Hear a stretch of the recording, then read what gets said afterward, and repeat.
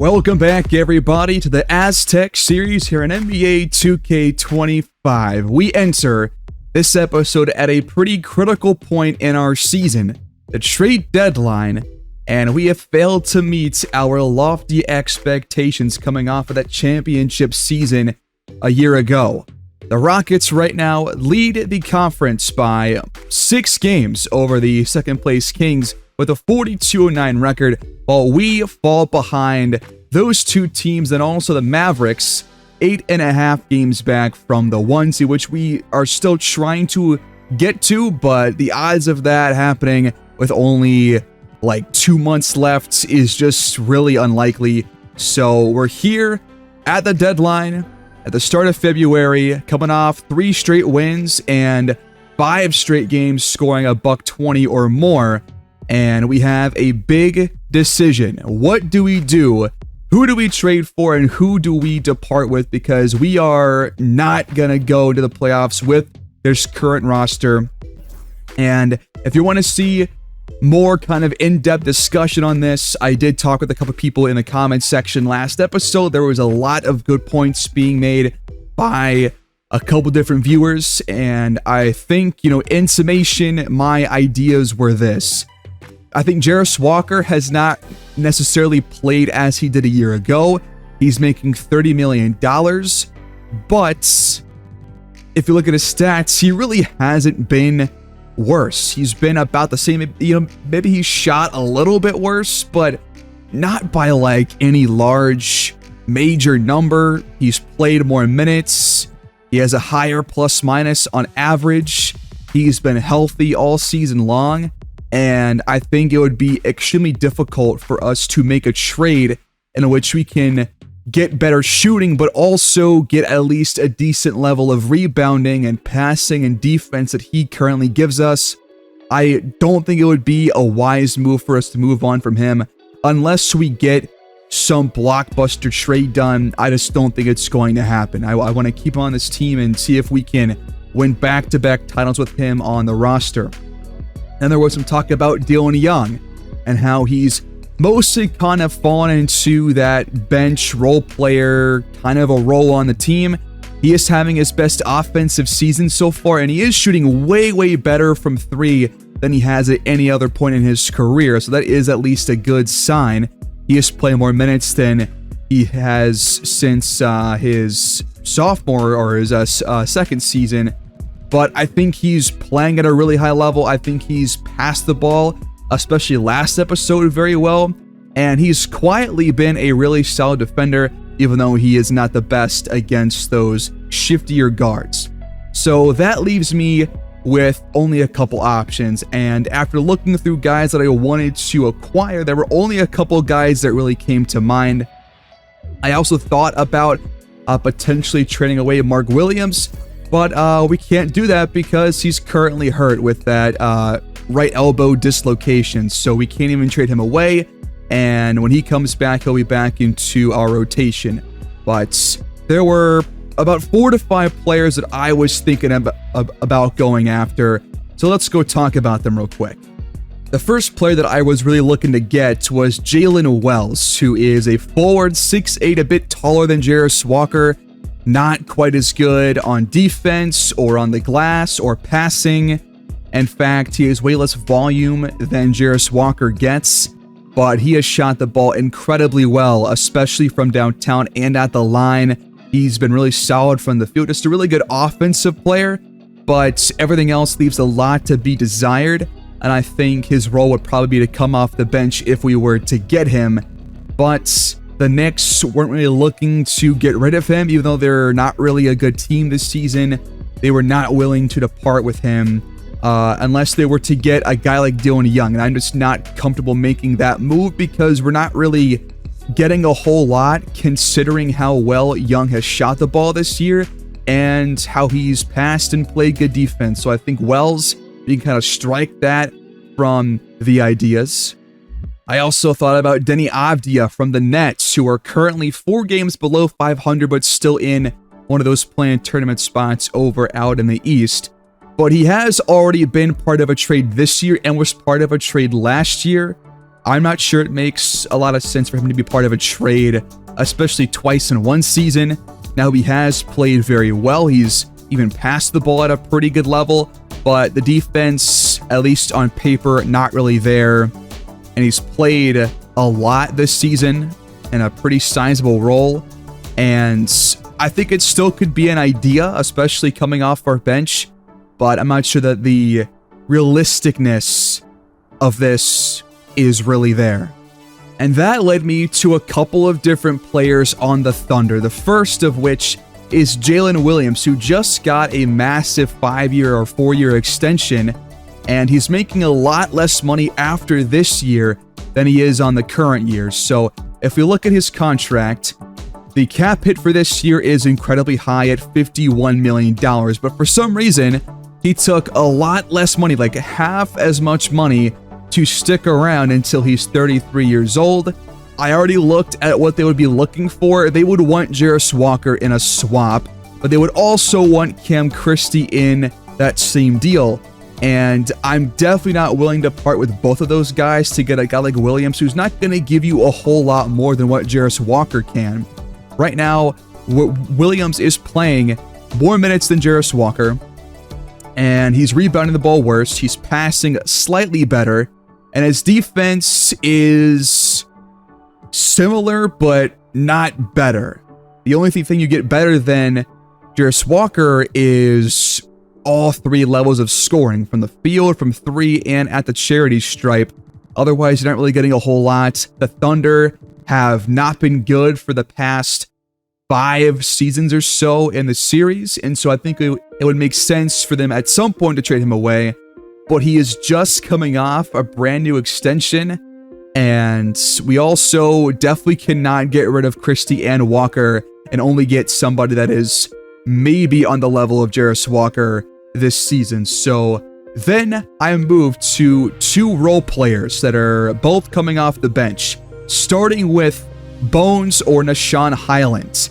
And he is having a career resurgence this season, over 19 points per game. He's actually passed the ball fairly well, and he shot the ball well from both the field, from behind the arc, and from the free throw line. So he's been a 41% three-point shooter, which is the best of his entire career. Now, I'm not sure if this is kind of a fluke or if it's actually, like, true, but he has played in every game of this year, 54 games. He started 5 of those, and I think he would be kind of the perfect fit. He could kind of jump in to play that guard spot, which we're looking for, behind Cam Christie, and he could kind of replace Christie as that bench guard that can give you an offensive spark. So he's definitely my target right now.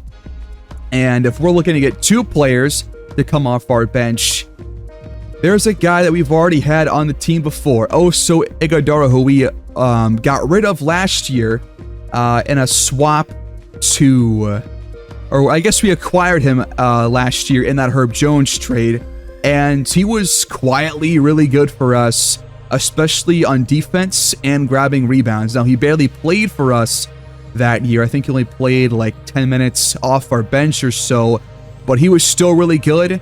Obviously, free throw is not a strong suit of his, but he's a relatively efficient big man. He can play power forward and center, and he's putting up about half a steal and just over half a block per game. And he's only playing 15 minutes off the bench, and we saw him play some good on-ball defense last year when he was with us before or after we acquired him, and I think he could give us kind of the perfect power forward role. We're not going to ask him to stretch the floor and knock down threes because that's not really a part of his game. But we haven't had a power forward come off our bench this year that can really do that. And so I'm not going to expect that from him. But I think that could be a really good move for us. There is also Achua on the same vet minimum contract. Achua, 6'8", a bit shorter, and has been less efficient. It's probably on the same level defensively, maybe a bit better than Ighodaro, but I like Ighodaro more for the efficiency, the smart shot selection, and just the quietly good defense. So we're gonna try and strike a deal with the Thunder for Ighodaro and Bones Hyland. Now, I do always try to make trades make sense for both teams, and I think that one thing that makes sense here is to give them at least one of those first-round draft picks that we have for this season, and also give them one of our better-performing bench players in Tyler Kolek, who is shooting 37% from the field and from 3, has not missed a free throw so far, but he hasn't really played a whole lot. I think that makes sense. We'll throw him in there. Plus, we'll throw in probably somebody else and a first-round pick. And we'll see if this can sweeten the deal here. I might have to throw them both. I'm not opposed to it because we are going to be a contending team. The Thunder are looking to get draft picks and bring in some new role players that they can build off of and build a new rotation for the future. So we could throw in Mohamed Gay. Thank you for correcting my pronunciation for that in the comments last episode. He hasn't played a lot this year, hasn't really played very well, but he did play well the year prior, so I think it makes sense for them to just get rid of 2 guys, get a couple draft picks. That's kind of the idea here for OKC. So I'll offer this and see if they take it, but I'm definitely not opposed to throwing in both first-round picks. What do they say? They are going to decline. So we'll throw in the second first-round draft pick and see if they'll take this. What do they say? They say that Iguodala is apparently too valuable. I'm going to throw in our next 2 second-round picks for this year and next year, and they're not interested. What if we try a first-round pick 2 years down the line, plus what was already in the initial offer? What do they say here? They will finally agree. I think it's worth doing. You get that big spark plug in Bones Highland, plus you bring back Iguodala, we've already talked about, and hopefully this can revitalize our bench. I'm going to make one more change that I talked about as well in the comments. We're going to move back to that Nuggets playbook. Now, this does come at a kind of a weird time because we have scored well in our last 5 games. However, we were putting up 130 in the first month or 2 of the season with the Nuggets playbook. We saw Cobb and Moore both play better with that playbook, and it played very well in the opener against the Brooklyn Nets. So I think it makes sense to go back to that because the Boston playbook, there's more threes. We have not shot the 3 quite as well compared to last year, and we were just better on the Nuggets playbook, so we're gonna try that. So our new rotation will have Dylan Young still come off our bench and get 25 minutes of action, but now we got Bones Highland getting around 20 minutes off our bench, Iguodala playing power forward and center, and then Adam Bona coming in, and so Mark Williams comes back to get some of those backup 5 minutes as well behind Kylan Moore and Iguodala both. So 9-man rotation for now to close out the season, and hopefully this will give us the spark that we need to turn things around and hopefully make a late run to get one of those top seeds. So now we have 4 straight real games, which will take us into the All-Star break where Cobb and Moore both have some roles to play. Dylan Young is going to be in the dunk contest, but I'm just going to skip through it. I think it's more important to focus on the challenge ahead of wrapping up year 7 today. And I'm probably going to make our showcase game, this game on the road against the Phoenix Suns, who are currently right behind us in the Western standings, because they're kind of a surprise playoff contender. But we also have games against the Mavericks, Kings, and Rockets, all of whom are above us right now in the standings too. In our first game after the trade deadline move, we take down the Pelicans by 12 points. 27 for Ingram in the Pelicans' loss. 24-10 for Kylan Moore. 22-7 for Cobb. Both guys shot the ball fairly well. Cam Christie, solid. Bones Highland here in his first action. 11 points, 4 for 9 off of our bench. Our win streak moves to 5 as we take down the Spurs on the road. 21 for Malachi Branham and Wembanyama, but 40 points for John Cobb on 21 field goal attempts. Kylan Moore a double-double. He had 4 steals. We actually had 17 steals as a team. Only 2 players failed to get one. It's Walker and Christie, but everybody else had their hand in there in defense. Bones Highland, 2 for 9 this game off our bench. Young, 3 for 10. And Christie, 5 for 15. But we still got the W, despite shooting a bit worse than San Antonio. And now we get Mark Williams back. So he's going to come in and replace Adam Bona, and we'll give the rest of those backup minutes at center for Megadoro back to Mark Williams. And in his return, a massive second half worth 86 points propels us to a dominant win over the Knicks after we trailed at half by 6 points. And that turned into a 30-point win. How about that? 26 for Donald Parker, 23 for Anderson Longley. But Cobb drops 35, Kylan Moore 24 and 11. 3 steals, 3 blocks for Jarris Walker, Cam Christie, Bones Highland, Young, and Dennis all in double figures. Really solid game. We shot 55%. But the Pelicans end our win streak as they come back in the fourth quarter, outscoring us 42-22. And they take this one on their home court by 7 points behind 31 and 10 from Devin Booker. Cobb had 34, but he did foul out. Dennis, 20 and 9. Kylan Moore, not really a big offensive day. He did pass the ball well, had 3 blocks. Cobb had 6 steals. He was playing great on both ends, but was not out there to close the game, and we lost partly because of that. In the first game of the All-Star break, Jonathan Cheatham leads the rookies in this game, dropping 23 points, but they lose against the sophomores, led by Elijah Banks and Henrik Wahlgren. They win that one by 17 points. A lot of guys in double figures here. And just over the calendar, you can see that Chet Holmgren wins the 3-point contest, while Cam Weber over in Philadelphia wins the slam dunk contest. And then in the All-Star game, the West All-Stars take down the East All-Stars. 19 for Caden, Tyrese Maxey. Over in the West, Wembanyama leads the way, 22 points. 10 points for Cobb here in this game. Kylan Moore only plays 10 minutes and scores 4 points, only grabs the 1 rebound. But that was an overtime game, which the West came out on top of. In our first game since the All-Star break, we score a huge playoff implicating victory against the Dallas Mavericks. 23 for De'Aaron Fox, but Kyrie Irving only shoots 2 for 10 and only played 24 minutes. Not sure what happened to his play time, but 34 for Cobb. He's definitely played way better with this Nuggets playbook. Kylan Moore, 24 points. Dennis, 18. Bones Highland, 3 for 7. Here's how he's done since the trade. So that was on the 6th. He's played in every game since then.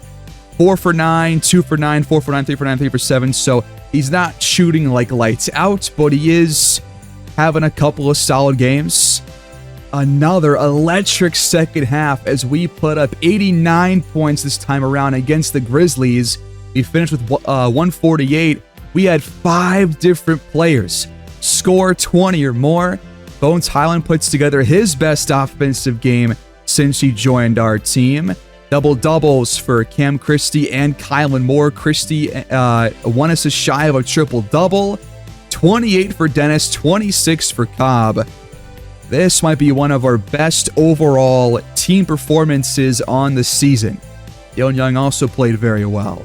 The Grizzlies got 27 for MVP candidate John Morant and 19 from Elijah Banks. Both guys go 9 for 20, but they could not slow us down. We've actually been shooting a lot of threes since the playbook change. We have shot the ball a lot better from downtown too. And we took 44 free throws to their 9. And we did not even shoot them very well.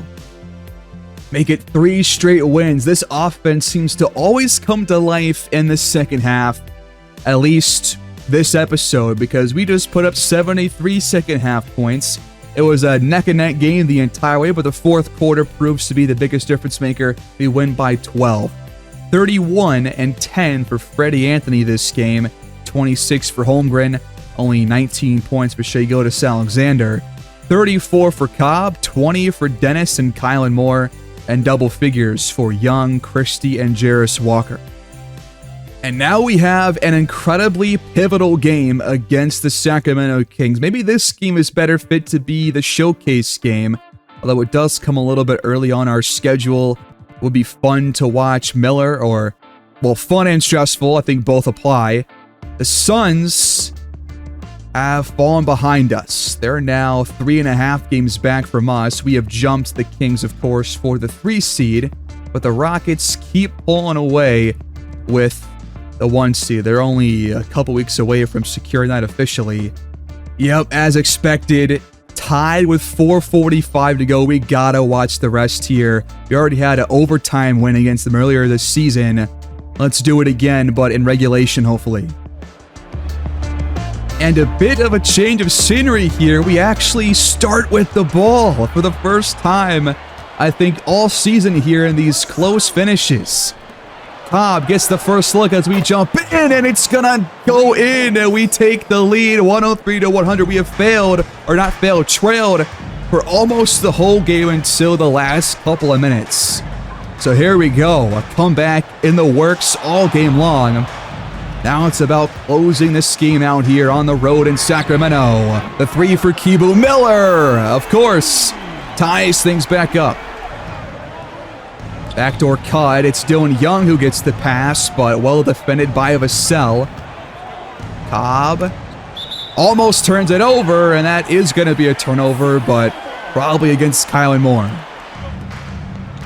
Miller gets the feed, drives inside and lays it in. That basket was good either way. Off-ball screen setting up for Jarris Walker. He's not going to shoot it, though, but he will find Cobb on the back door. Oh, we're tied again. Cobb's got 24 points here tonight on really efficient shooting. Vassell drives and shuffles it inside for the basket. That's Fausto Manet. The Kings are second place this season here in assists per game. Cam Christie, by the way, has a little bit of an injury that he's picked up in this game, it looks like. Open 3 for Cobb. That one's offline. It's tipped out to David Dennis. Now Kylan Moore has it. Working against Sabonis, drawing a double team. Cobb's open. So is Christie, but the shot won't go. Could use a stop here. Vassell gets a clean look at a 3, but it's offline. Up ahead. Moore into a jumper from behind the arc, and it comes out. Gotta knock those down.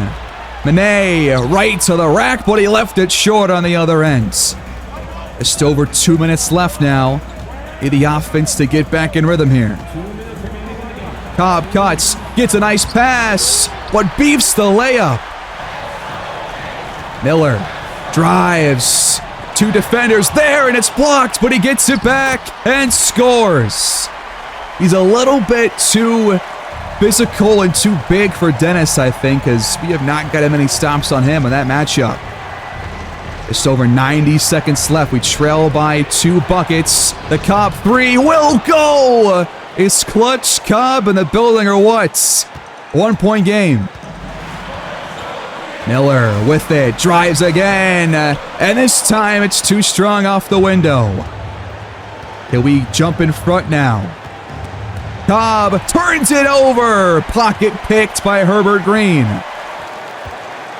Miller drives, pulls up from the elbow, and knocks it down. This guy wants every shot for Sacramento down the stretch. And we're not going to be playing great defense on him, it looks like, for the rest of this game. Here's Cobb against screen. He wants the shots. He will drive and score! The foul is called. And Cobb will have a free throw and a chance to tie things up. It is Xavier Green, by the way, not Herbert Green. My fault. The free throw to tie is perfect. 1-11 apiece. The Kings will talk things over. Like I was saying last episode, man. Wait! The three's no good for Miller. As I was saying last episode, if we have Cobb for that Rockets game, we win that game. More! Poster screen! And we have a lead. And a one stop on the other end should be enough for us to walk out of here with the win, unless something crazy happens. Let's go and do it. Get a stop right here, and we have this game in our hands. Miller rises, but can't tie things up. They don't have to foul yet.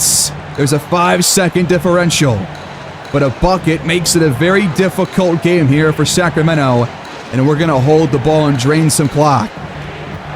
Now Cobb looks to drive, and he's fouled again by Green, his 5th. The 7th on the Kings. We are in the bonus. Cobb yet to miss at the line tonight. He's now 10 for 10. And this free throw to give us a 2-score lead. It's up, and it's good. Absolutely drilled. Under 13 seconds left. So bonus to inbound. Miller's 3 is not gonna go. 3 straight misses in crunch time for him. Deep shot, Vassell cuts it back to 1. What a shot. 5.2 left. The Kings are gonna have to foul us and put us at the line. We advance the ball. We still have 1 timeout. They don't, so they cannot advance. And Dennis will have the big free throws right here. We have been able to trust him in every game down the stretch at the line. Is the same true here? Yes, it is. No mistakes tonight on our free throws. Miller finds Benet to tie it up. It's good! It beats the buzzer! Are you kidding me? We're not done yet. Another overtime game against Sacramento. I can't believe this, man. How many times do we have to go through this? How many times will a team hit a buzzer-beating 3 on us this season? We turn the ball over as Kyle Moore just cannot keep himself from going out of bounds. And within 5 seconds, the Kings will have the ball. For the lead, they lob it up to Xavier Green. Kyle Moore wants the ball down low, draws the double, kicks it back out. Great defense by the Kings here. Cobb draws number 6 on Green and also scores the baskets. Just cannot contain Cobb right now on these drives, but now somebody else will come in, and hopefully it's an even worse on-ball defender. A big play right there by Cobb once again here in the 4th quarter plus overtime. The free throw for the lead is money. And Cobb has moved up to number 3 in the MVP race down below, only behind Miller and Frank Bauer, who leads the MVP conversation. Nice bucket there by Miller will once again put the Kings in front. Can we just pull away here and not have to worry about a last-second three-pointer? Here's Christie over the top. Nobody home. So it's Devin Carter who comes in for Green. He's a pretty solid offensive player and he's showing it off right there, hitting his first shot off the bench. If you guys saw that stat earlier in the 4th quarter, I believe the Kings have taken like 20 or 30 more shots than we have this game, and yet we're still in this one somehow. But Carter throws it down. We trail by 3 after a turnover. You gotta take care of the basketball. Moore comes up, and Carter almost got another steal, but Walker posters Benet after the loose ball's corralled by David Dennis. What a sequence right there, but Carter came in and has already jarred the ball loose twice and scored twice. So gotta watch out for him. Vassell through the contact, able to draw the 3rd foul against Christie. Couple of free throws on the way. Front ends will go. And Vassell gives the Kings a 3-point lead again. Here's Cobb. Stepping back. Tough shot. In and out. Unlucky. Just over 2:15 to go here in overtime. Could really use a stop right here on this possession. Screen set. Carter attacks, kicks it out, and Cobb's right there to pick up the steal. We've got a fast break, and Walker will throw it down himself. Here's Miller. High off the window, it won't go. Up ahead to Cobb. He'll drive it, and it's blocked by Carter and scooped up by Miller. Carter's playing amazing basketball right now, and he scores a third time in overtime. Yeah, look at that right there. We've taken 75 shots. They've taken 109. That is insane. We have just shot the ball incredibly well, at least so far. But now it's crunch time. Can we hit the shots that count? There's Kylan Moore right down the lane. Miller with it. Once again looking to take the shot, and he throws it down. We just cannot put together a stop and a bucket on back-to-back possessions here.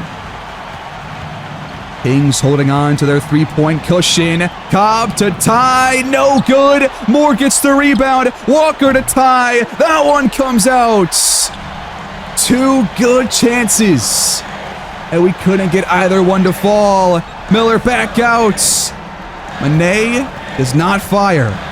We gotta get a stop here, though. A bucket will likely be the end of things for us. And we get a steal. Christie jars it loose from Vassell.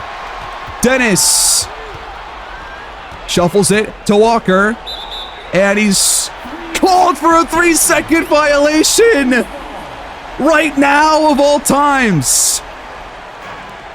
That might lose us the game. Miller takes a really ill-advised shot. We'll have another chance. Cobb throws it up, and the bucket's not gonna go this time. His free throws can close it back to 1, but there's no shot clock left. We're going to have to foul the Kings. The first free throw is up and good. The back end for Cobb is also online. There's still a lot of time left. We're going to have to hit a 3 at some point or another unless they miss a free throw. Christie has 4 fouls. We're going to have to foul once more to put the Kings in the bonus. And it's going to be Devin Carter at the line, who came in and played really well in place of Xavier Green. In fact, played way better than Green was playing. The front end will go for Carter. Now to push the lead back to 3. The free throw is good. We're going to use our penultimate timeout. We don't have to hit a 3 just yet. It would be nice, but it's not a requirement. Cobb will throw it up, and Kylan Moore throws it down. Sabonis, a victim of that rim rocker, and now it's more free throws for Sacramento, as you would expect. MVP chance for Keebu Miller here on his home court. The front end is absolutely money. The back end is also good. We're just hoping for one miss from them at some points. Let's do this again. Quick bucket and a foul. Cobb will drive it, finds Moore. The mid-range jumper is no good. That was a wide open look. And now, it's not looking too good. Front end for Carter, and now they're going to miss it. Okay. Come on, man. Could have used that like one trip earlier. He goes 1 for 2. We have no timeouts left. We have to go fast and then just go from there. Cobb fires a 3. No good. Rebound to Moore. He wins the 3 and we lose. Wow. 136 to 132. We had so many chances to win this game, like we always do. And like many of those other games, we still just do not put the pieces together. I can't believe that we allowed that 3 at the end of the fourth quarter. 36, 9, and 8 for Miller and the win. Just a couple stats shy of a triple-double. Devin Carter, though, I think he was the biggest difference maker in that game. Coming off their bench after Green fouled out. Cobb, 37. Kylan Moore, 32. Cobb did everything he possibly could to keep us in that game and also lead the comeback effort. But Kylan Moore had some big buckets late too, but that one miss, that one mid-range miss is going to be also one of those big outliers from that game. We have seen him miss a couple of crunch time buckets earlier in those other close games for the first 2 episodes of the season. So maybe there's a bit of a narrative building here about him not being as clutch as we possibly thought he was. I think it's still true for Cobb, but Moore definitely has work to do in that department. And we could have won this game. We had the game in hand in the 4th quarter and just did not take care of the basketball enough to win and close it out. We bounced back with a low-scoring but albeit lopsided win over Milwaukee as they only scored 8 fourth-quarter points, only 65 in total. Bones Highland leads the way, 21 points, 5 for 9 from the field, double figures for 5 other players, but none of our stars really showed up in this game, except for Kylan Moore, who had 17 rebounds and 4 blocks. That's pretty good. 20, though, for longtime Cavalier and new-time Buck Maurice Mullen, who is now pretty much their star player, and he's like their only good player. 20 points per game this year, a career high for him. He was actually only a Cavalier for a couple seasons, but he's their leading scorer this year. The Bucks are actually 30-29, but it's a really bad game for their offense this time. Now we go on the road to face them. Let's find out if we can win back-to-back contests against this team. Oh, we could be in danger here. It's 115-112. Bucks in front, 102 left to go on the first day of March. We will start with the basketball once again here. Trailing by 3. Here we go. Probably want a quick shot on this possession. Thought Cobb might have had a lane right there. Christie, the handoff 3, it won't go. We can still get a stop and a decent look, but we got to get a stop right here. They got Giannis, Tyler Hero, Dudley, Bagley, and then somebody else there who I'm not really too familiar with. Mullen not curling out there, funny enough. Clock counting down, the bucket won't go. No shot clock left. We advance the ball. And we're just going to drop a 3 here and hopefully tie it up. Cobb has it, looks to drive, and it's blocked out of bounds by Marvin Bagley. What a play. Now it's Christie's turn to drive. He is fouled by Tyler Hero. Free throws on the way, so we're going to have to foul Milwaukee and hope for a free throw. Just like against the Kings earlier. Front end good from Christie. Back end will make it a 1-point game. Bagley to inbound. And we're going to put Hero at the line, who is not really one to miss, really. But here we go. Front ends. Silky smooth. Back ends. Same results. We will use our last timeout to advance again.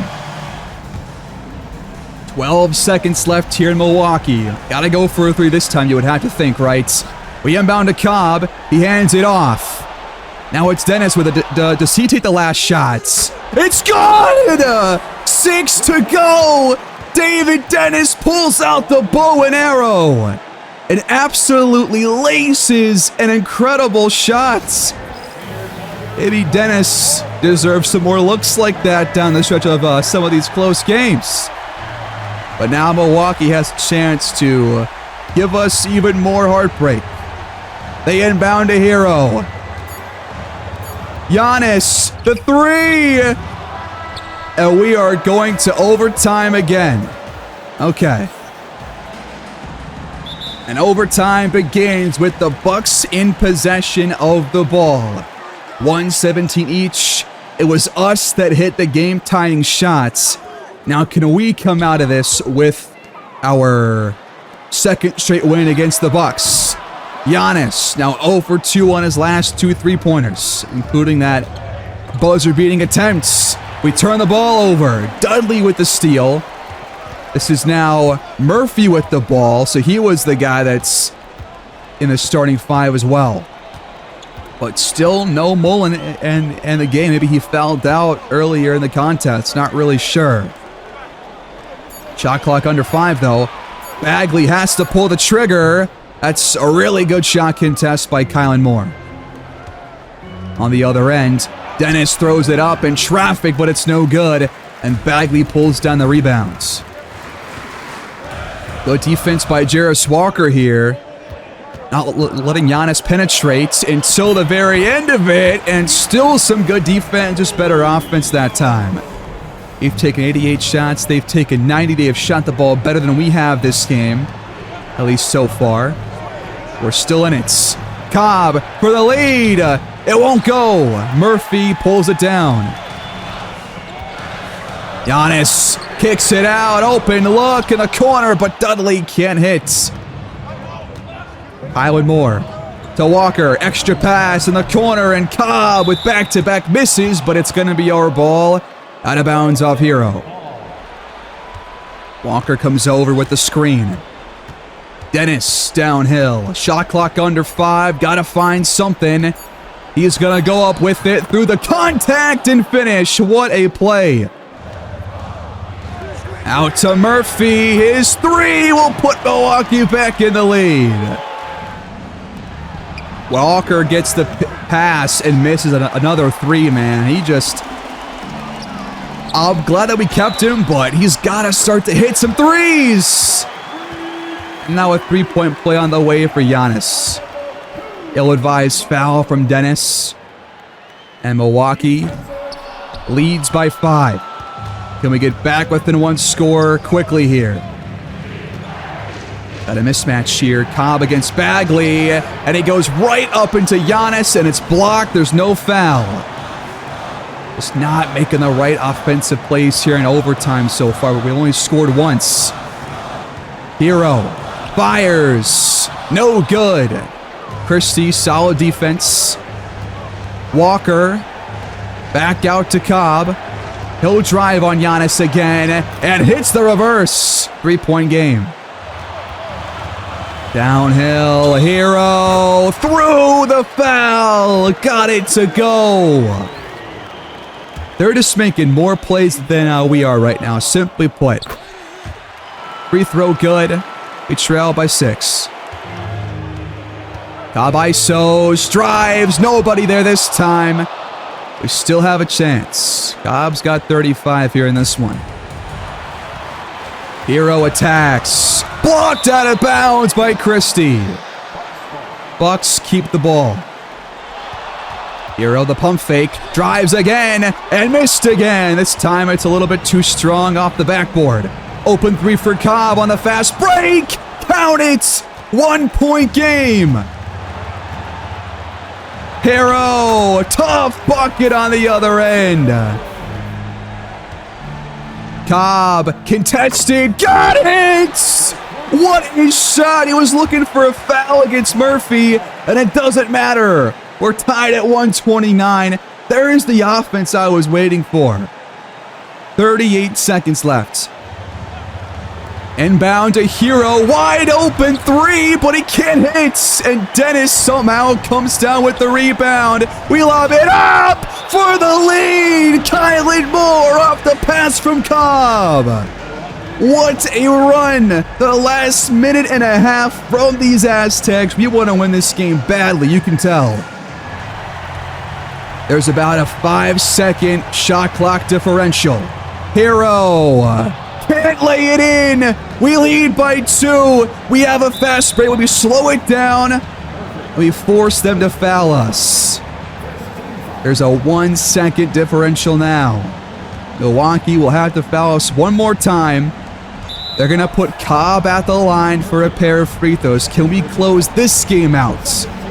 We couldn't do it against the Kings. Can we do it here in Milwaukee? The front end is good from Cobb. The back end for a 4-point cushion. Yes, it's good.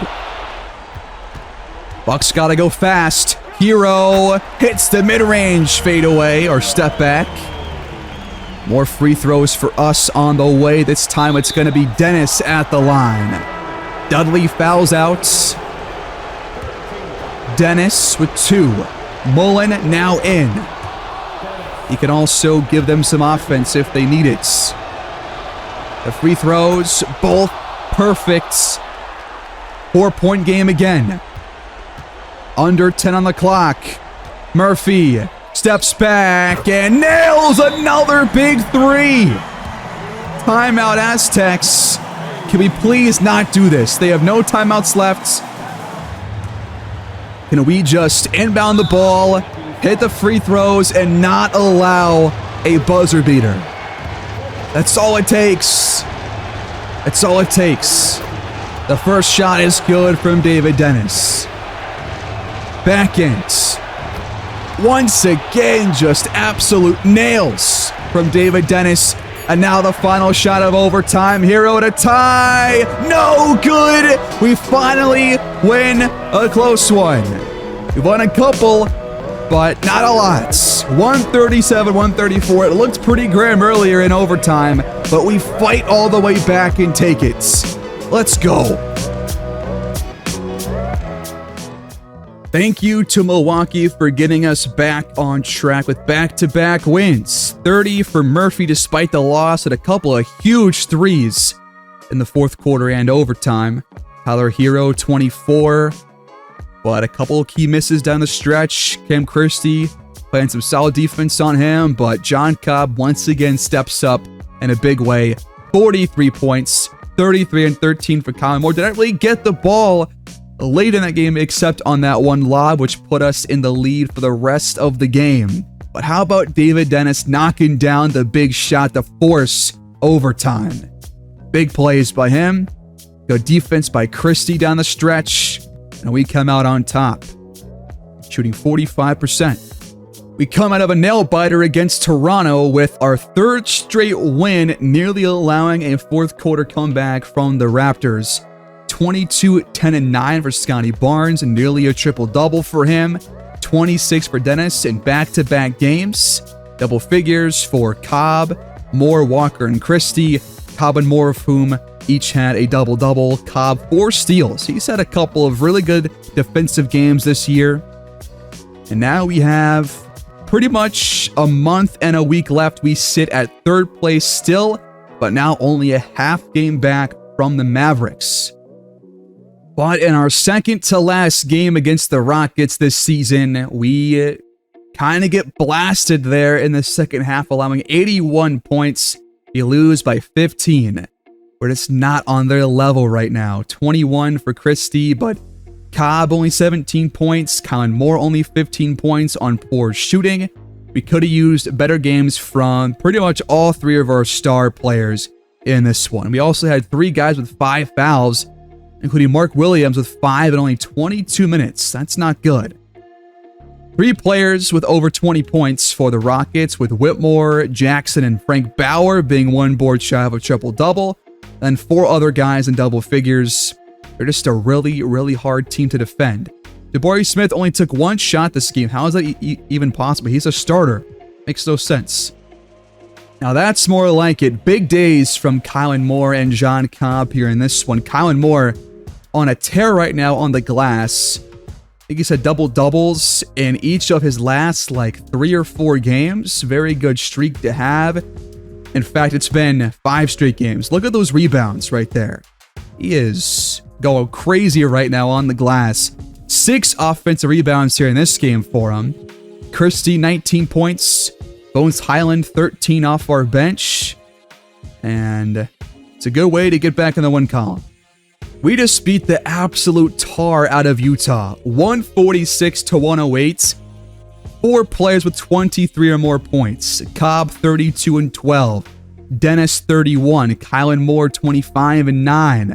Dylan Young, a big day off our bench, going 9 for 15 from the field. Jarris Walker, a double-double. We did not need Christie or Highland to come through on offense because our stars and a couple other role players actually did very well this time. A nice win right there. We once again hold off a fourth quarter comeback, this time from the Heat, led by Jalen Green, who drops 22. But Moore, Cobb, Christie, all with 20 or more points. David Dennis, 16, 4, and 9, with 3 blocks from Kylan Moore and Jarris Walker, 2 for Dylan Young as well. And despite us only shooting 40%, we did enough to get the win. That's all that really matters right now. It gives us a 3-game win streak, and we're still a half game behind the Dallas Mavericks. But we have secured at least a play-in spot. But then we lose again by only 1 point against the Timberwolves. 28 for Dennis, 25 for Cobb on poor shooting. Kylan Moore really held in check this game, 2 for 11 from the field. Meanwhile, the Timberwolves got 23 for Alexander Markovic, hailing from Serbia, and drops 15 points. So does Jared McCain. Another dominant win coming off a loss. We outscore them by 22 in the fourth quarter. We take it by 35. Mather and Halliburton shoot the ball well, but for us, 4 different players score 21 points or more. Good day for Kylan Moore. He bounces back. 26 for Cobb, 23 for Walker, and a great overall day for Cam Christie, just stuffing the stat sheets.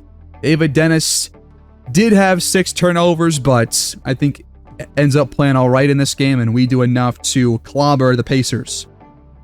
Whoa. Whoa, whoa, whoa, whoa, whoa, whoa, whoa. I was not planning on this at all. Herb Jones has recovered from the ACL tear. Now, here's what I'm going to do.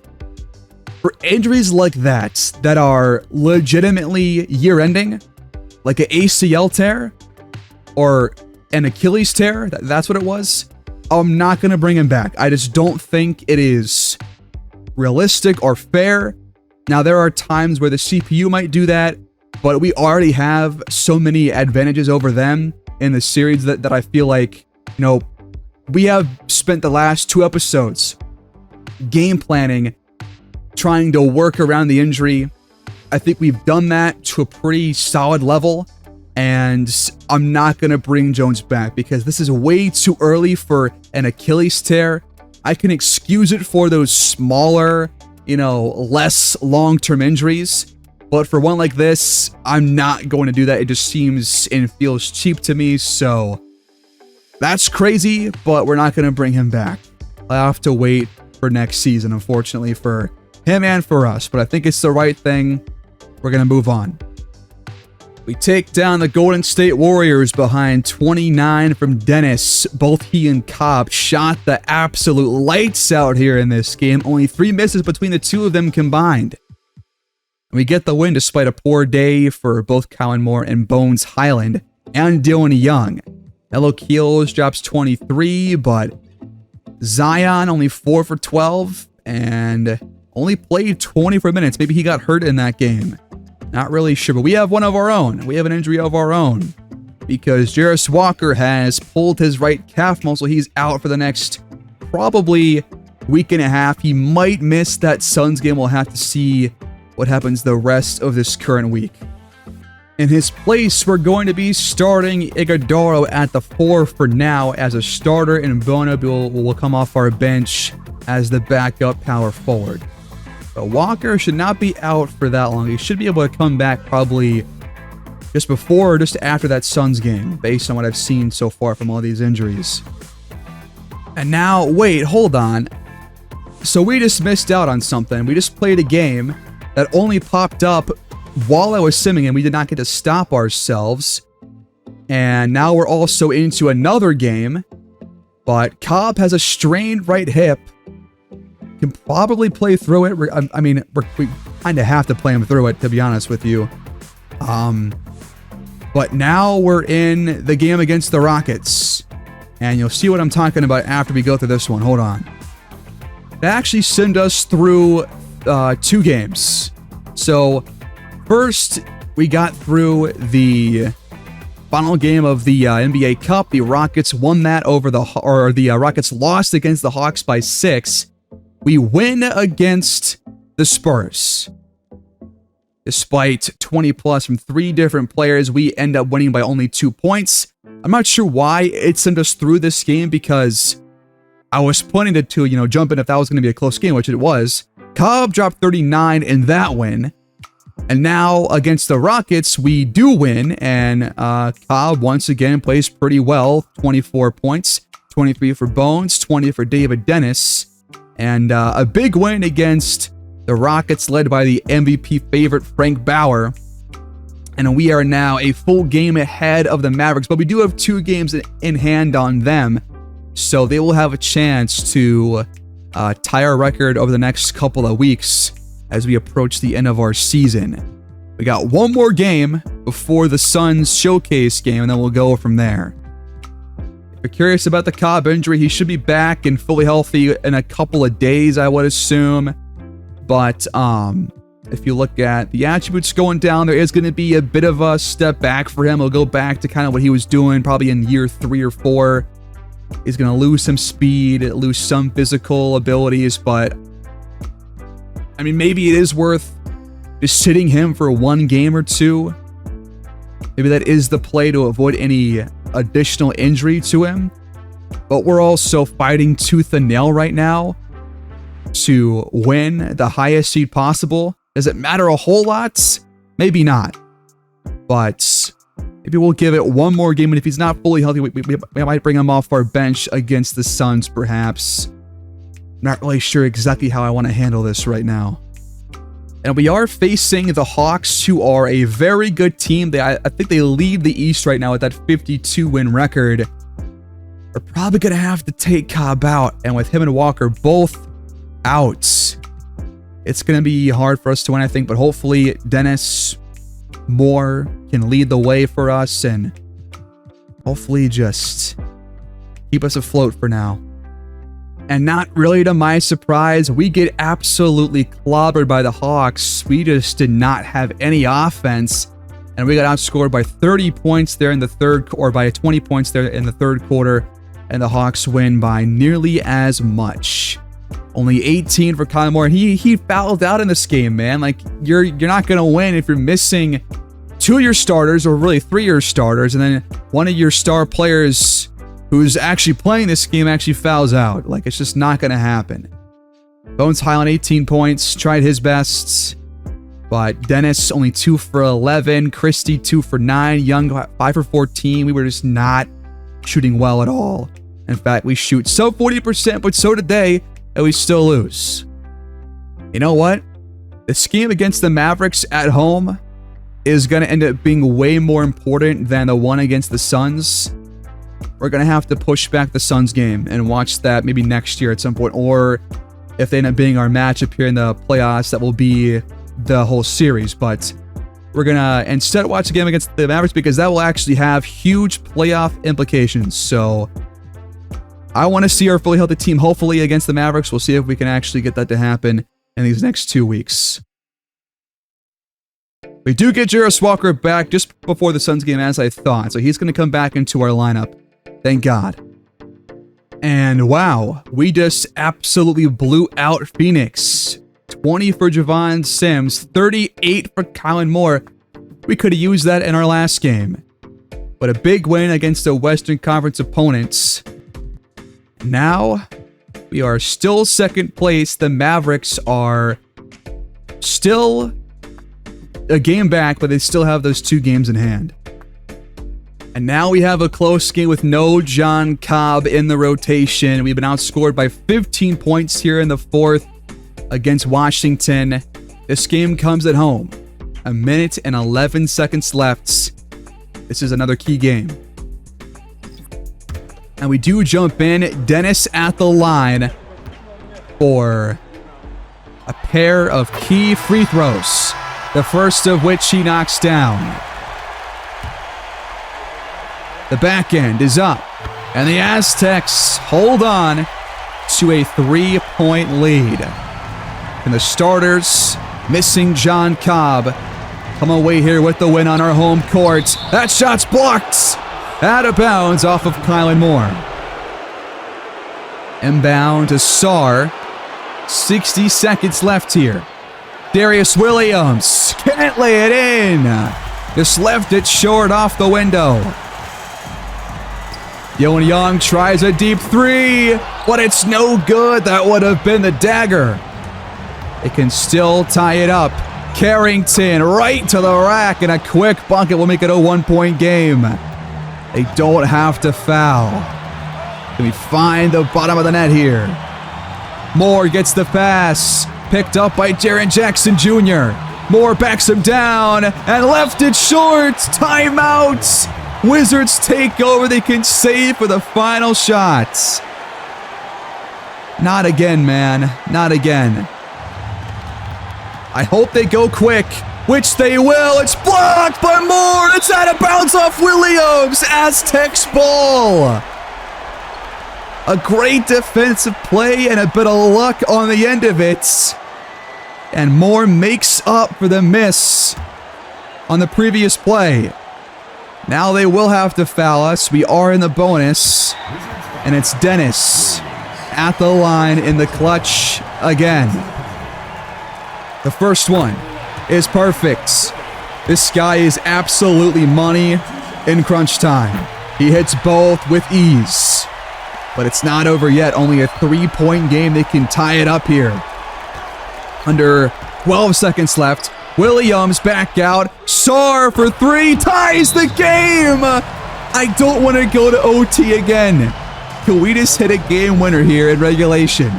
That's all I'm asking for. Is that too much?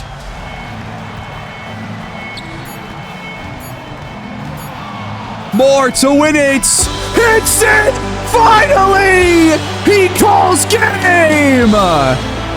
The Aztecs win on their home courts. And that's a big green W on the calendar. And that will surely help us secure the 2 seed. Finally, Kylan Moore hits a big crunch time shot. And what a shot it was. A fadeaway mid-range dumper. Oh, man.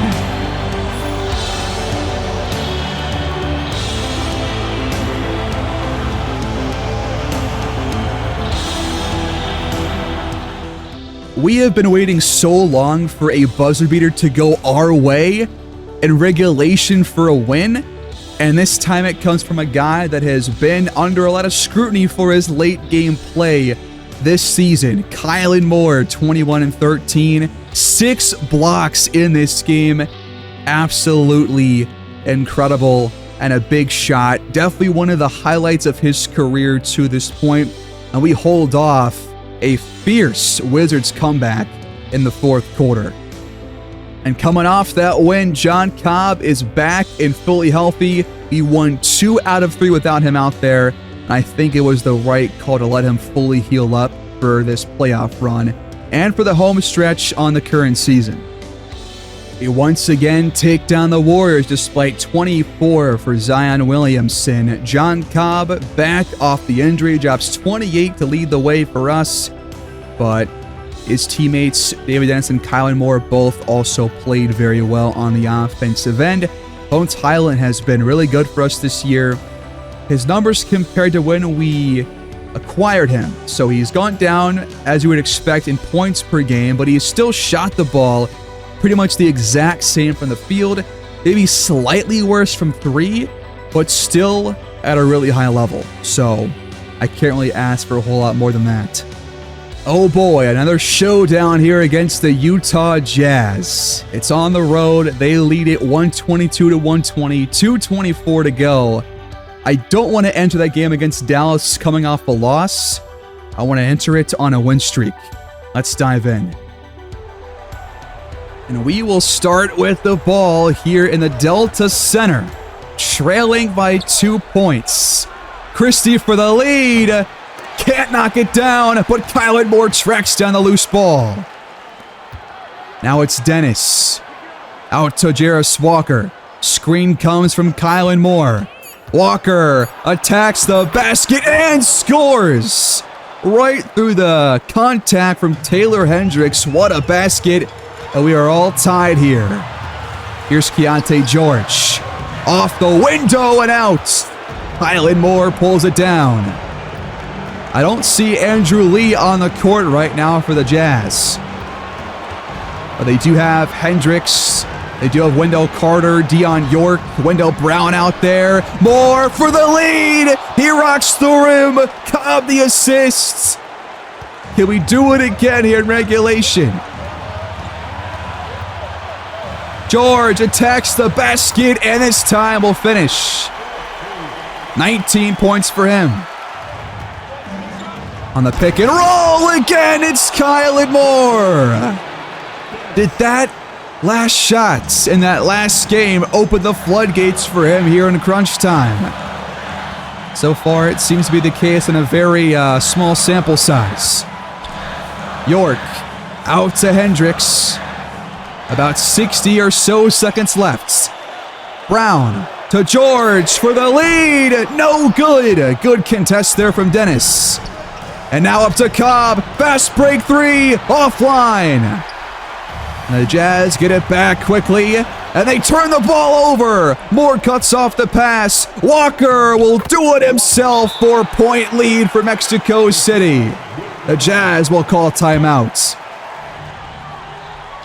Utah needs some big shots here down the stretch. Deontay George blocked by Dennis. Gets it back, tries again, and can't score. Great defense by the young point guard. Now a foul will put Dennis at the line for some more free throws. All of you who are talking about Dennis being your favorite player, I totally understand. He is a pretty special player. He plays, I think, well above his overall. Maybe around his overall, but I think he does play above it, especially in late games. And he hits both free throws. He's hit every free throw that we've watched so far this episode. All of them have been pretty clutch. We gotta go fast here. Back out to York. He's barely had the ball here in crunch time and misses this shot. They're gonna foul us one more time. And we're going to have Dennis once again taking some free throws. The first one is up and good. Look at that down below. Kylan Moore jumps up to 4th place behind Cobb in MVP voting. Incredible. We have 2 of the top 5 MVP candidates. That's how good we have it with this duo. Up to York. His 3 won't go. The Jazz will not foul. And time will run out here in Utah. We take it 132 to 124. And now we have a big game coming up against Dallas, which could potentially secure us the number 2 seed for the 2nd year in a row. So Andrew Lee did play in this game, but he did foul out, I guess, early in the second half after scoring 25 points.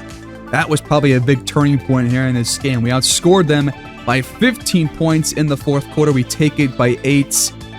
28 for Dennis. Another comeback effort led by him. 22 for Jarris Walker. 19 for Cobb. He had 3 steals. So did Kylan Moore. And despite those not really having their best days, we beat the Jazz. That's always nice. And now we enter April 4th with a really big game against the Dallas Mavericks. And they look to be fully healthy, a pretty, not solid, but pretty good starting 5. Herb Hood leaves the Cavaliers now on a different playoff team over here in the West this season.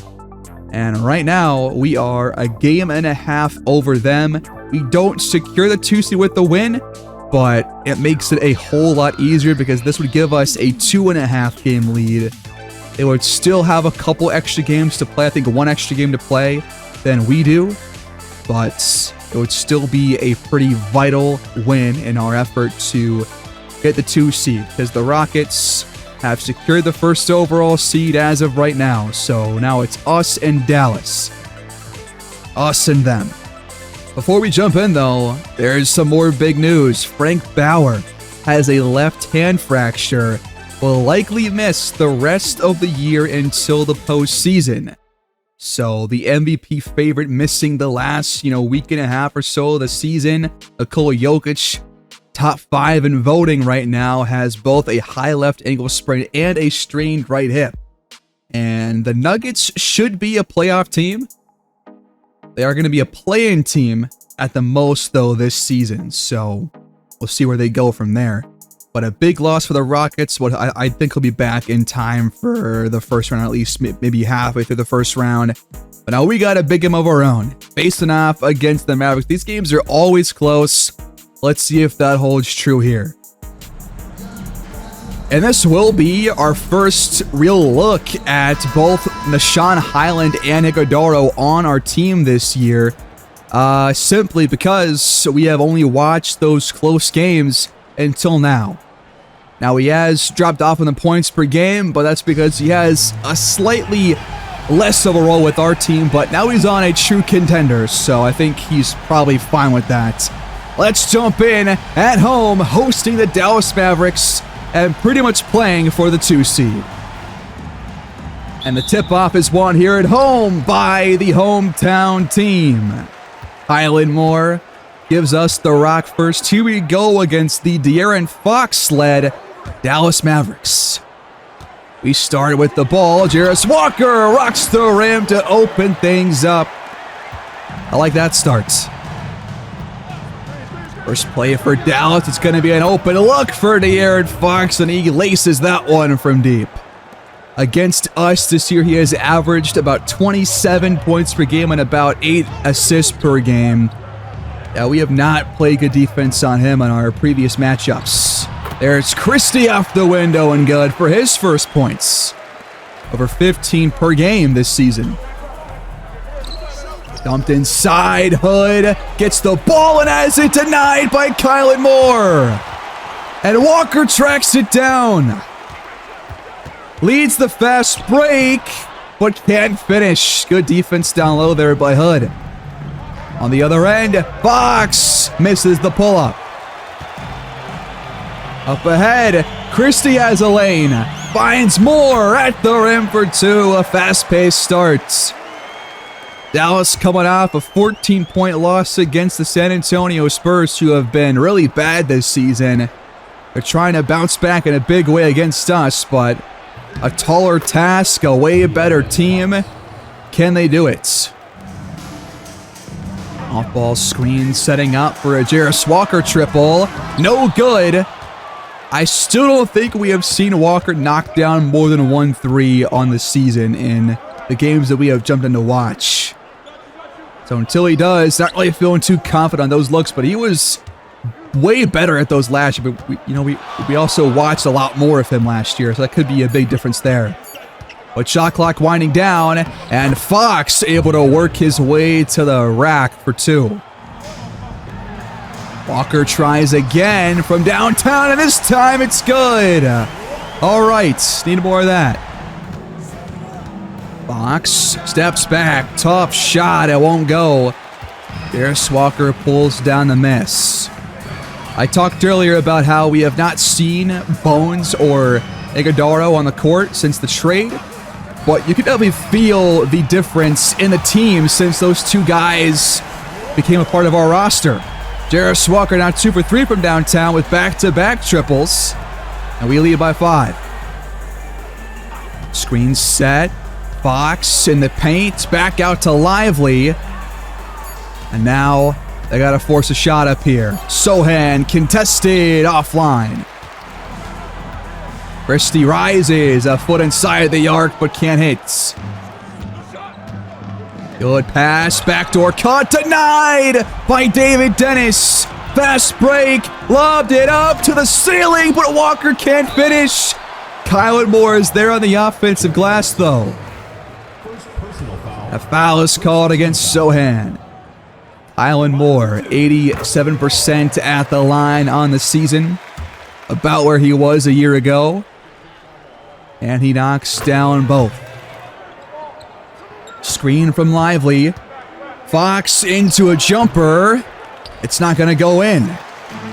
Up ahead, we've got some numbers. But Dennis lost it. Fox just took it away from him. Out to Hood. He looks to attack the paint and knocks down the pull-up from just beyond or just inside the free throw line. Good shuffle pass inside to Christie for the deuce. Downhill, and so he lost the ball. Jarris Walker able to jar it loose. Cobb on the other end throws it up to Dennis. Walker able to track down the loose change. Just got to reset the offense here and find a good shot. Dennis with it. Out to Christie. Time counting down. It's going to be a shot for Cobb. It's blocked. Irving with the rebound. And a wide open basket for Herb Hood. Dennis takes the screen, but can't knock it down from behind the arc. On the other end, Hood leaves it for Lively, and we can't get to it. Now Fox a screen, Sohan a three, can't connect. Off the pick, it's a roll, and Moore able to throw it down. Another assist from John Cobb. These two have a great connection all season long. And now Irving lost it. Christie takes it away. We had somebody up ahead, and we still do. Bucket and foul. Kylan Moore heads to the charity stripe for a three-point play. And that will allow Bones Highland to come in for the first time that we've seen. Now wearing the Aztecs uniform, we'll see Iguodaro and Dylan Young come in here shortly.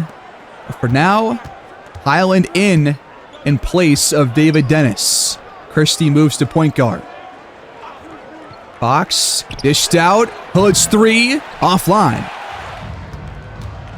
Got a slight mismatch down low. Moore doubled, fades anyways, and cannot be denied. And now just an easy 2 points right there for Irving as Christian just kind of let him cut without a second thought. De'Aaron Fox, a good pass inside, but an early 10-point lead for the Aztecs. Cobb takes Hood off the dribble, and Euro steps his way inside. Somehow not able to finish, which was a good look. It's got to go next time. Shot clock under 5. Hood fouled at the rim. The bucket will count. They've had a couple of last-second baskets. It's been a relatively slow-paced game. The free throw is good from Hood. And now we got Mark Williams back in the game, or in for the first time, rather. Dylan Young also out there, and so is Iguodaro. It is Cobb and Christie plus 3 of our bench players. Cobb blows by his man and knocks it down from the elbow. Good shot. Irving, contested 3. It rattles home. Good penetration, but Christie has his shot blocked by Alonzo Ball, former Aztec back in the first couple years of this franchise. Irving tries again, but can't hit 2 in a row. Inside to Williams, and that's way too easy. Waiting for a screen. Lonzo fires, can't connect, but it's pulled in by Mitchell Robinson on the offensive glass. Irving trying to find his way inside and eventually gets there. Off the screen, Christie on the move, knocks it down. What a shot. Irving finds Okoro, threading the needle on the pass. Cobb like a fingertip away from a steal that time. We've got Dennis, Kylan Moore, and somebody else at the scorer's table. Young behind the back to Iguodaro. His jumper goes in and out. It's Highland also at the scorer's table right now. They'll all check in soon. Irving against Iguodaro, passes back out to Lonzo. Shot clock under 5. Okoro drives and is fouled. It's already number 2 here in the first quarter against Cobb. We'll probably be checking out right here, and that is going to be the case. So we do bring those 3 players in. It is a 4-point game now. Gonna try and drain some clock here. Moore gets the feed, readjusting at the rim, and a foul is called. 7.5 seconds left to go here in the opening quarter. Kylan Moore already in double-digit scoring figures. And the free throws are both good. He's now got his takeover activated, but it might not last very long. Fox brings it up. Last shot here in the quarter. Up and no good. And the Aztecs lead through one, 31-25. A promising start.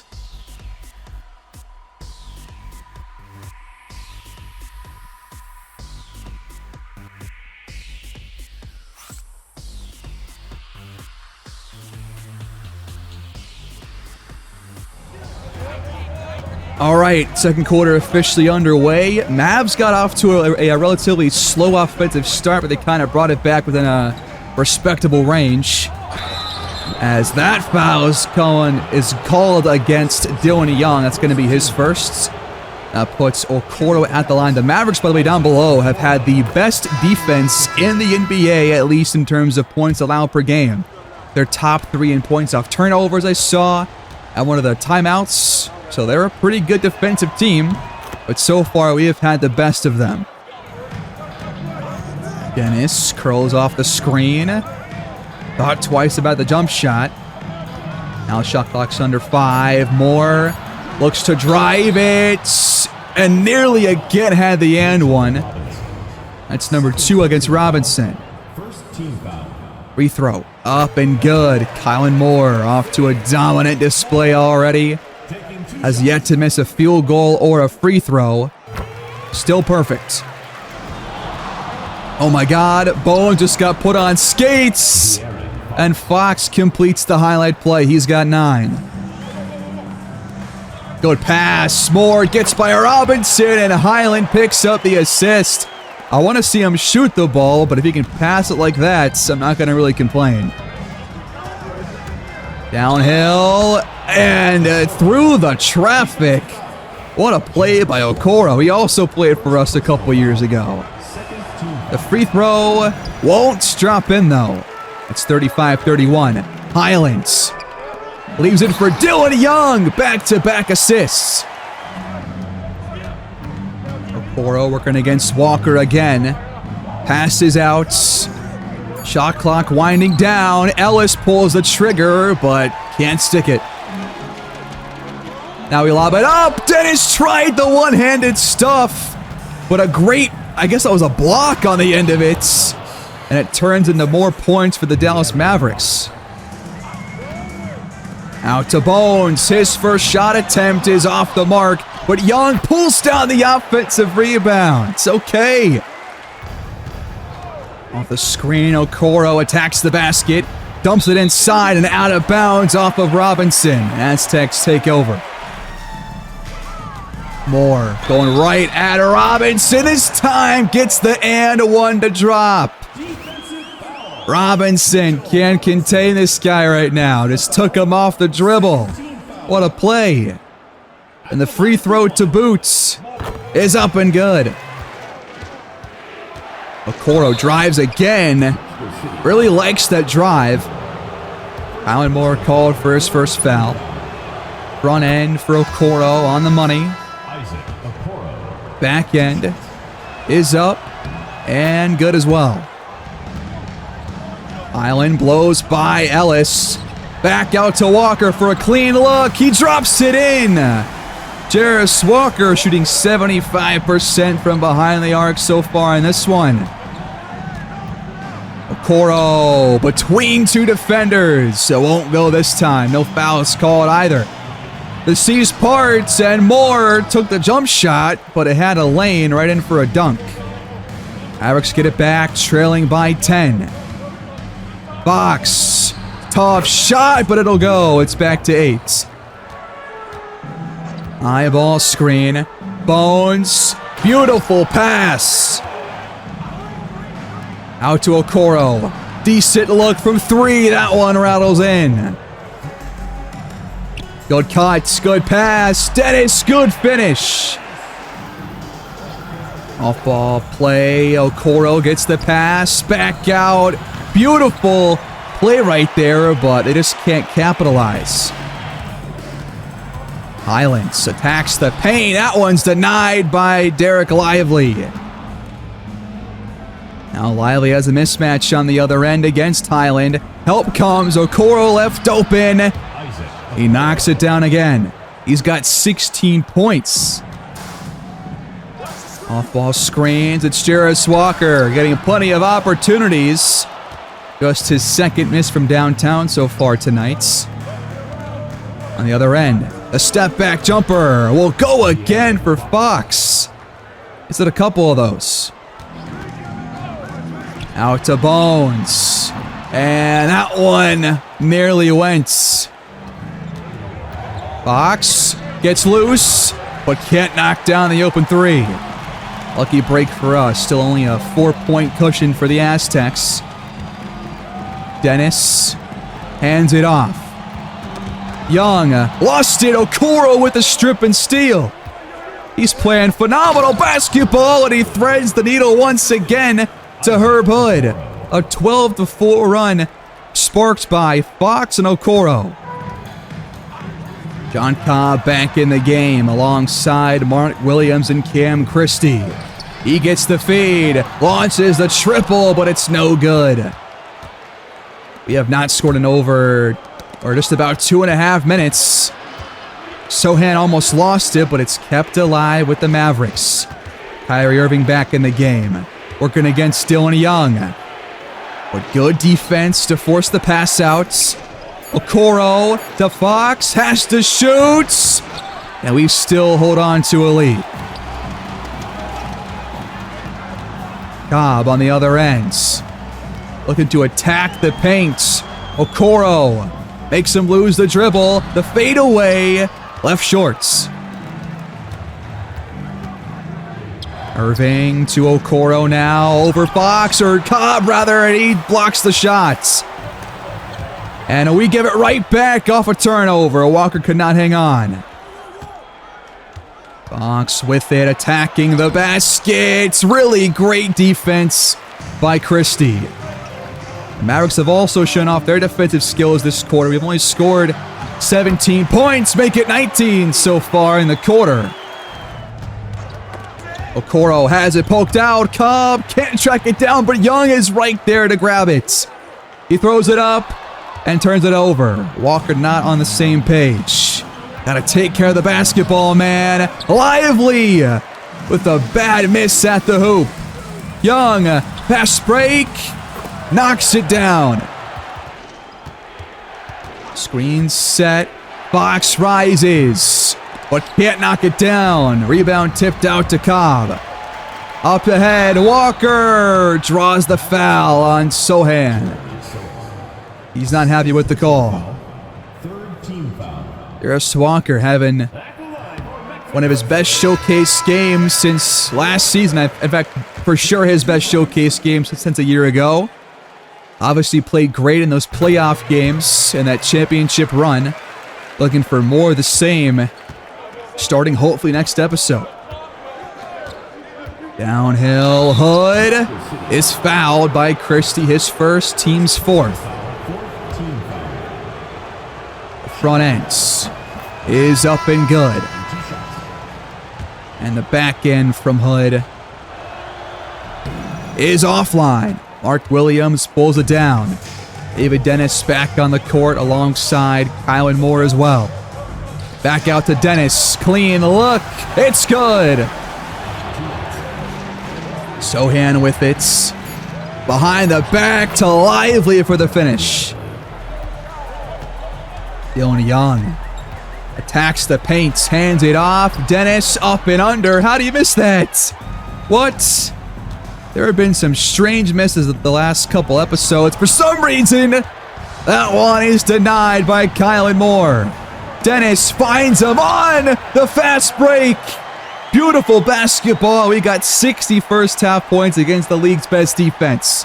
Let's keep this thing rolling. Irving cuts, gets the pass, and Cobb with a great shot contest at the crest of it. Dennis wide open. Oh, that would have been a phenomenal basket right there. I was ready to call it, but Dallas takes over, trailing by 10, under 50 seconds left here in the first half. Hood attacks and throws it down. What a play. Dennis cuts, and this time we'll lay it in for 2 off the Dylan Young assist. Out to Irving, a good play drawn up by the Mavericks, and it leads to a 3-point play. And we can hold for the final shot of the half. Moore's calling for it. He wants the last shot, but he's double teamed. Dennis got it to go this time. And the first half will come to an end as we extend our lead back to 10 at halftime. 65-55. Let's keep this thing going and hopefully come out of here with a monstrous victory amidst, I believe, a 5-game win streak. The second half begins. The Mavericks have some work to do as they trail by double digits to open things up here in the third. Herb Hood drives and is able to draw the foul. That's the third against John Cobb. Front end for Hood on the money. He's been solid so far on the offensive end and knocks down both. Off-ball play, setting up a Cobb triple, and it goes. And that's going to be a charge on Lively as he extends the left arm. It's our ball. Dennis the screen. Walker the shot, offline. Lively pulls it down. Sohan going right at Jarris Walker, and he's called for the foul. The bucket will count. The one-handed free throw cuts our lead to 8. Off-ball screens again. Same play, just reversed, and Cobb knocks down both of his threes to open up the second half. Lively the screen, Irving the shot off the back iron, no good. Kylan Moore brings it up and throws it up. Walker, the left-handed emphasis. He's got 15 points. Hood, physical against Cobb, but cannot battle through the contacts. Dennis finds Cobb on the cut on the other side. Hood called for his first foul. Front ends is good. From the cobweb. Back ends, also good. Fox is trying to put Dennis in a blender. Gets by him, knocks it down. That mid-range shot is absolutely deadly. Dennis trying to answer. Can't cash in from deep. Fox contested and good again. He's got 4 straight points. Walker the screen. Christie, baseline drive, finds Cobb on the baseline, and he's fouled again by Hood. 4 free throws on the way. Since the All-Star game, De'Aaron Fox and Dennis both top 5 in field goal percentage. Only behind a couple other players. But both point guards playing very well as Cobb with a rare miss at the line. Screen comes over. Sohan crosses over. Can't get by Walker and instead turns it over. Knocked away by Kylan Moore. Dennis leads the fast break. Scores! And a foul is called. David Dennis, man. Completely underrated. What a fun player. The free throw extends our lead to 15, not 25. Good cuts, good pass, good defense by Dennis.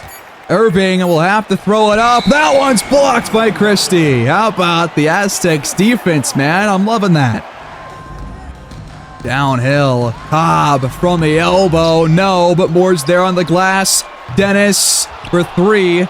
That one's offline. Couple missed chances right there. And Lively lost it. Dennis and Walker team up to force the steal, and Christie takes advantage on the other end. Third quarter not going the Mavericks' way. They trail by even more than they were at halftime. Screen from Lively. Sohan the triple. That one's not going to go. We have 6 steals and 16 points off of fast breaks. That is Aztecs basketball in a nutshell right there for you. Moore off the window, leaves it short. Lively pulls it down. Box on the other end, throws it up, and Lively is there to flush it down. Moore has a path and absolutely just throws it down. I couldn't find the right words as that was happening because there's not really a poster, but still a great drive. What a play. In the paints, Herb Hood backing down Cobb. He likes the fadeaway. He'll kind of try it here, but he left that one a little bit short. Mismatch inside now. Moore doubled. Needs to pass it. Walker, the open look. Can't cash in. Has yet to hit a 3 here this half. Out to Fox. He pulls the trigger and connects from downtown. Timeout, Mexico City. Moore from the elbow. He got it. We got Bones Highland back out there. I want to see him get a couple of open shots, hopefully. I want to see his offense come to life a little bit. He's passed the ball very well, but has not shot it well in his first 3 or so attempts. Here's a chance for Dylan Young. That's a tough shot, though. Up ahead, Irving, no good. Lively, left the putback shorts. What is going on with some of these layups not going in? Moore's calling for it. Back it down Lively. That one is deflected. What a defensive play. Up ahead, and a transition triple drops in for Kyrie. Over the top, led Williams perfectly. Dennis, a great pass. Inside, it's Fox with the lay-in.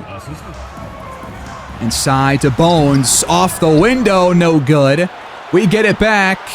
Kylan Moore sticks the triple. He is having a fantastic game. Scored well in all 3 quarters so far. Let's keep it up. Williams jars it loose and picks up the steal. To Highland, finally get himself on the board with that first field goal. Stepping back, the jumper won't go for Fox. A bucket here could make it a 20-point lead for Mexico City. Instead, we turn the ball over. It's supposed to be a lob attempt. Coro back on the court now for Dallas. He immediately gives their offense some life, which they were kind of desperate for. Front ends will find its way through. And the back end is up and no good. Dennis for 3. That one goes in. Man, he is just a really, really good and fun player to watch. I am so glad I re-signed him to that $30+ million contract. Shot no good from Kyrie Irving. We're about to jump out of here if this continues, which it will. Okoro gets inside, has his shot denied, but the putback is good. I absolutely hate it when we block a shot and it goes right back to the guy that got blocked in the first place. Happens all the time. A 20-point lead, though, for the Aztecs. We'll watch the rest of the third quarter and then probably head to the end of our season. Here's Bones with it, trying to find some room to fire. Young is open, but can't knock it down. Okoro drives, and this time it's fouled. This guy is incredible at drawing fouls. He has been doing this all game long. He has had a relatively quiet second half, though, and now will once again miss a free throw. And by the way, Air Mexico is a great nickname for Dylan Young. That's going to be his new little moniker. Just got to find the right moment to actually use it. Moore blows by Okoro and throws down the hammer. 35 points, not even through a full 3 quarters. Incredible display from him. And now he picks up a steal, cutting off the pass intended for Okoro. He'll get the... Oh, I thought that was going to be an assist, but Williams passed up the open look. We'll give it to Moore instead. Going right back at Okoro. And somehow couldn't finish or grab the rebounds. It's all right. Perhaps next time. Under 5 on the clock. Irving steps back. Can't knock it down, and the clock expires here in the 3rd quarter. And we jump out to a dominant lead. 99 to only 78. And we should be able to close this game out here shortly. And that will just about do it here in the regular season, as we are only a couple games away from reaching the playoffs once again. We've already secured our playoff spot, but now we're one step closer to that top 2 seed. We'll have to wait till next year to try again against the Rockets for the 1 seed, but I think after all that we have had to fight through all the adversity and injuries, I think grabbing number 2 is definitely not a bad way to close out year 7, folks. A dominant win right here caps off a very different year than we thought we were going to have, but a good one all the same. 128 to 104, your final score as Kylan Moore leads the way on both ends. Dominance throughout the game. David Dennis also very good. Cobb efficient. Also played some good defense. Christie with 10 assists. Darius Walker stuff on the stat sheets. Hyland 5 dimes. He passed the ball very well. We had 41 assists. Absolutely unreal. 34 and 9 for Fox. He was really good. 21 for Irving. 20 for Okoro. But they just did not get enough from the role players. Just their stars showed up. The Trailblazers end our win streak at 5 as they come back in the 4th quarter and win in Mexico City by only 2 points. I was going to jump in for it late, but I feel like it's not really that consequential of a game unless we happen to lose out and the Mavericks win out. We have 3 games left, and now the Kings are a game back. The Mavericks fall to 2.5 games back, so we are not out of the woods yet. Maybe I should have jumped in for that game, but we got 3 left, 2 against the Hornets, 1 against the Hawks, 3 Eastern Conference teams, one of which is the leader of that conference. If we can just win all 3 games, though, then we will be fine. 25 and the win for Cobb against the Hornets, 23 and 13 for Kylan Moore, and a double-double for David Dennis. How about Darius Walker with 5 steals here in this game?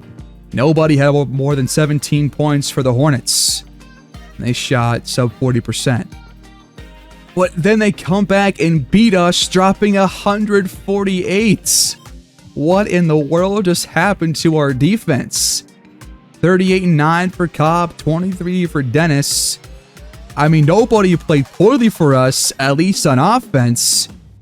But if you're going to score 130, you should be winning like 99% of those games. They just shot 57% from the field. That's like us to start the season. Incredible. And that leaves us with 1 game left. And the Kings have to play 1 more game. And we'll see if that's going to be before our game against the Hawks. It wasn't on the 10th. Let's check the Daily View. Do they play today? It's the Kings. Yeah, it's the Kings. They play against the Nuggets before our game. So, press play. They'll sim through right up until our game, and the Kings lost it which means that I believe we should have secured the 2. We'll jump in, of course, if it's close to close the season. But let's find out. We played a bad second half so far, and we're about to get blown out in our final game of the year by Atlanta. 118-102. Highest score for us at 18 points. It was Cam Christie. Cobb only 13, only took 9 shots, but played those minutes that you would expect him to. Young, 2 for 11. We just did not play very well, but Risa Shea, Adams both scored very efficiently, and we lose the game. And Cameron Parker wins Kia Rookie of the Year. We'll check on the standings here in a moment and see if we did end up choking out on the 2 seed. Deion Houston wins 6th Player of the Year. Where is the MVP? Depoy goes to Victor Wembanyama. Most Improved Player, Donald Parker. Kia Clutch Player of the Year, Anthony Edwards. Coach of the Year, Udoka with the Rockets. Anthony Adams over in the Magic wins the Executive of the Year award. And Frank Bauer does end up holding on to the MVP. Okay.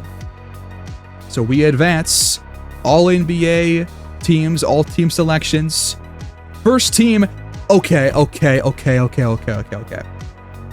Before I even announce who these names are, you guys can already see them. Where are Cobb and Kyron Moore? They were both top 5 in MVP voting to end the season. Where are they? Neither of them makes the first team. That is highway robbery. Frank Bauer leads it. Wemby broke his leg at the end of the season. SGA also here alongside Mobley and Jokic. Where are my 2 guys? Are you serious? Absolutely disrespectful. Cobb and Moore both make the second team. How is Miller not in the first team? Are we being real right now? Come on, man.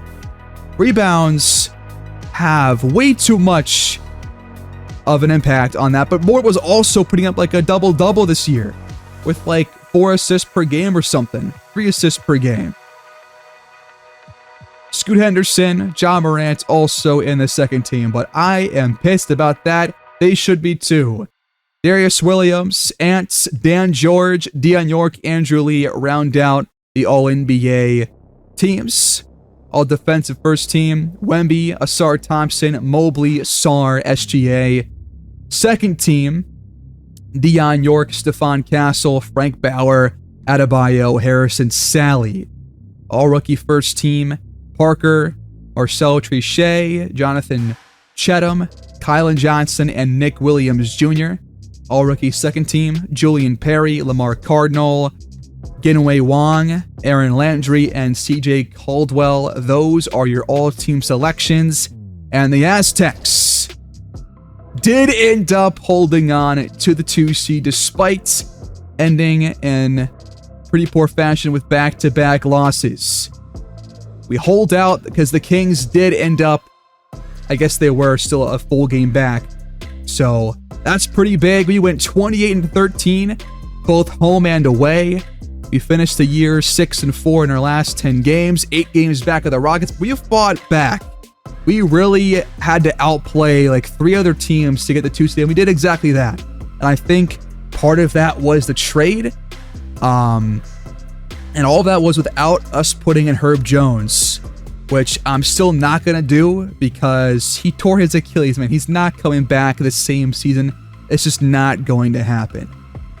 In the plan, you got Denver against Portland, Memphis against Minnesota, over in the East, Washington and Cleveland, and then Indiana and Baltimore.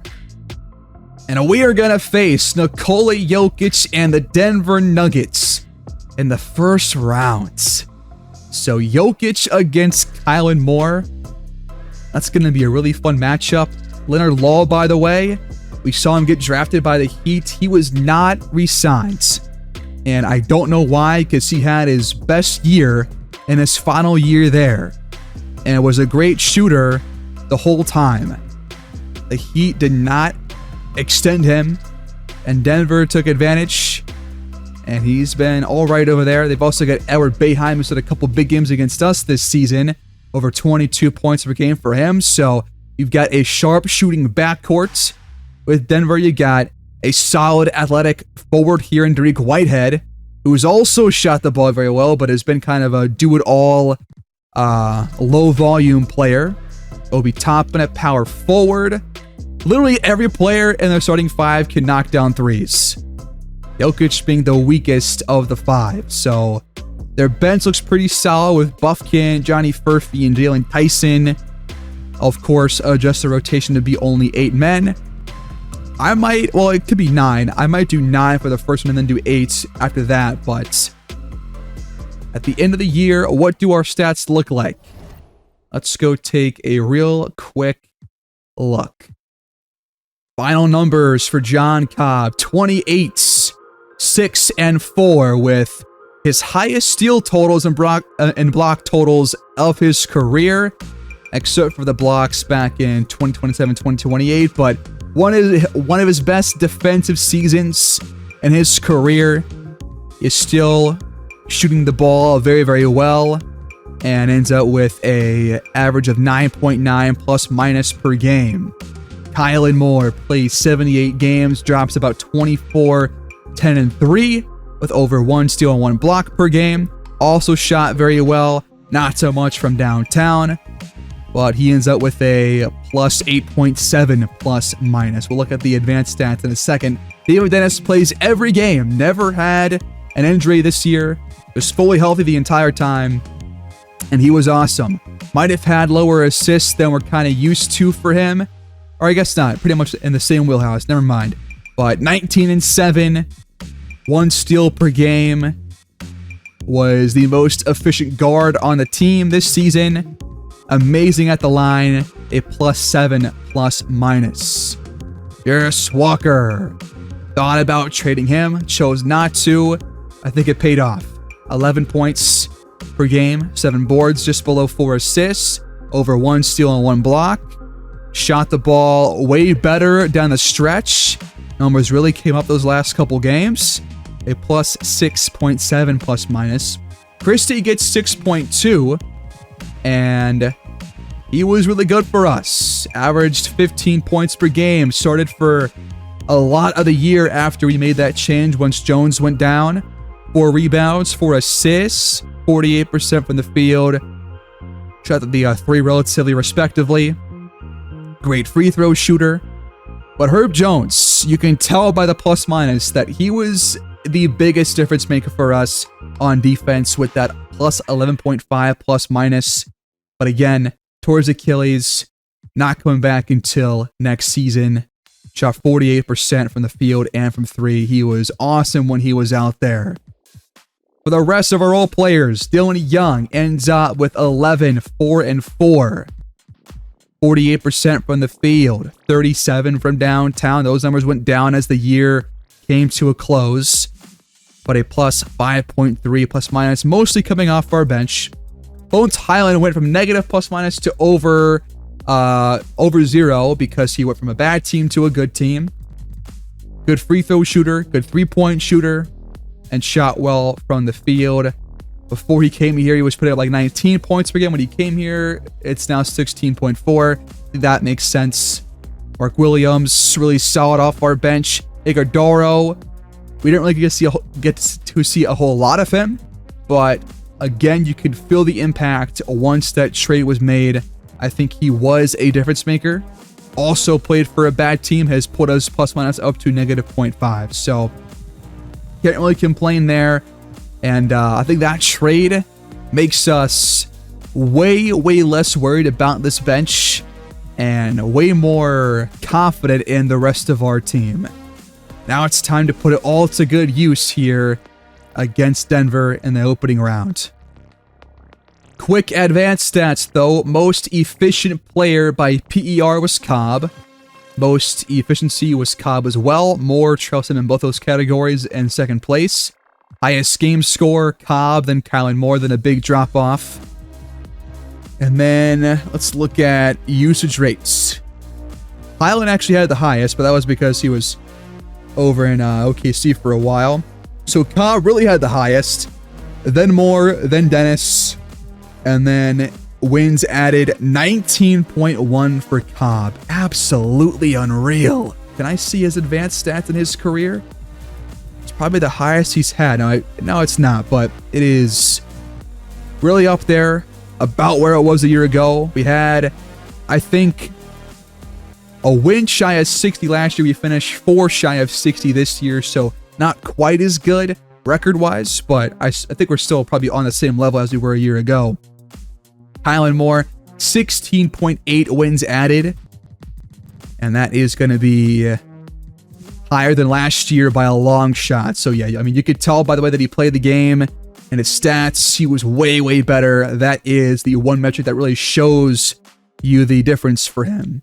David Dennis, 10.5. That is the exact number that it was a year ago. I mean, he's just so consistent. Look at these numbers, man, in his career. They are virtually identical. But then +6 for Highland. That's including his time with the Thunder, which they were a bad team, so that's honestly great. 5.8 for Cam Christie. 4.9 for Dylan Young. 4 wins added for Jarvis Walker. 1.5 for Mark Williams. Bona, the last player, over 0. Iguodaro at -0.4. Herb Jones, -0.5. I don't really agree with either of those, but that's just how it is.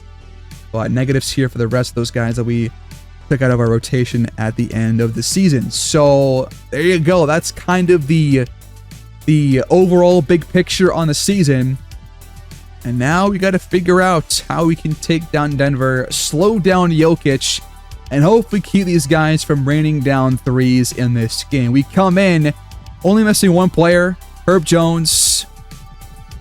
And, you know, I am curious on your guys' thoughts on the idea of not adding him back into our lineup, because I feel like it's just kind of cheap and not really realistic.